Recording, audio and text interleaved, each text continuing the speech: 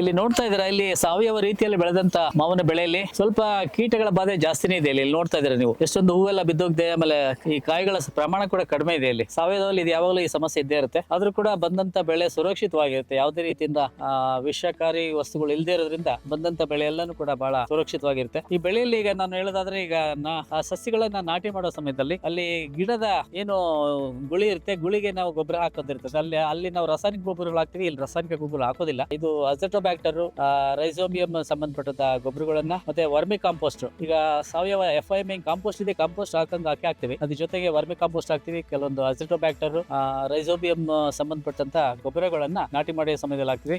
ಇದರಿಂದ ಗಿಡಗಳು ಚೆನ್ನಾಗೇ ಬರ್ತವೆ. ಮತ್ತು ಹಾಗೆ ಈಗ ಕಳೆ ನಿರ್ವಹಣೆ ಮಾಡೋ ಬಂದಾಗ ಸಸಿ ಗಿಡಗಳಿರ್ಬೋದು, ದೊಡ್ಡ 3-4 ವರ್ಷದ ಬೆಳೆಗಳಲ್ಲಿರ್ಬೋದು, ಅಲ್ಲಿ ಯಾವುದೇ ಒಂದು ಹರ್ಬಿಸೈಡ್ಸ್ ಅಂದ್ರೆ ಕಳೆನಾಶಕವನ್ನು ಅಲ್ಲಿ ಇಲ್ಲಿ ಬಳಸೋದಿಲ್ಲ. ಕಳೆನಾಶಕದ ಬದಲಾಗಿ ಕೈಯಲ್ಲೇ ಕಳೆಗಳನ್ನ ಆಯ್ದು ತೆಗಿತಕ್ಕಂತ ಒಂದು ಕ್ರಮ ಒಂದಿದೆ. ಇನ್ನೊಂದಂತಂದ್ರೆ ಕಳೆಗಳು ಬಾರದಂತೆ ಮತ್ತೆ ಭೂಮಿನಲ್ಲಿ ತೇವಾಂಶವನ್ನು ಹಿಡಿದಿಟ್ಟುಕೊಳ್ಳಿಕ್ಕೆ ಈಗ ಮಲ್ಚಿಂಗ್ ಅಂತಾರೆ. ಮಲ್ಚಿಂಗ್ ಅಂದ್ರೆ ಒದಕೆ ಬೆಳೆಗಳು ಅಂತಂದೇಳಿ, ಅಥವಾ ಗ್ರೀನ್ ಮ್ಯಾನ್ಯೂರ್ ಕ್ರಾಪ್ಸ್ ಅಂತಂತಾರೆ. ಅಂದ್ರೆ ಹಸಿರು ಗೊಬ್ಬರದ ಗಿಡಗಳು, ಗ್ಲಿಸಿಡಿಯಾ ಇರ್ಬೋದು, ಅಥವಾ ಯಾವ್ದೊಂದು ಡೈಂಚ, ಸೆಣಬು ಯಾವುದೇ ಇರ್ಬೋದು, ಅದನ್ನ ಭೂಮಿಗೆ ಹಾಕೋದ್ರ ಮೂಲಕ ಕಳೆ ಕಡಿಮೆ ಆಗ್ತದೆ, ತೇವಾಂಶ ಜಾಸ್ತಿ ಆಗುತ್ತೆ, ಮತ್ತೆ ಗಿಡಗಳು ಕೂಡ ಸದೃಢವಾಗಿ ಬೆಳೀತದೆ. ಆದ್ರೆ ಈಗ ರಾಸಾಯನಿಕಗಳು ಇದೇನೆ, ಈಗ ಕಳೆನಾಶಕಗಳನ್ನ ಪ್ಯಾರಾಕ್ವಾಟು ಅವೆಲ್ಲ ಸುಮಾರು ಸಿಗುತ್ತೆ. ಅವು ಬೆಳೆಯೋದ್ರಿಂದ ಗಿಡಗಳ ಬೆಳವಣಿಗೆಗೆ ಎಲ್ಲೋ ಒಂದು ರೀತಿಯಿಂದ ತೊಂದರೆ ಆಗುತ್ತೆ. ಹಾಗೆ ಅವುಗಳ ಶೇಷ ವಸ್ತುಗಳಿಂದ ಆರೋಗ್ಯಕ್ಕೆ ಹಾನಿಕರ ಅಂತಲೂ ಹೇಳ್ಬೋದು. ಧನ್ಯವಾದಗಳು.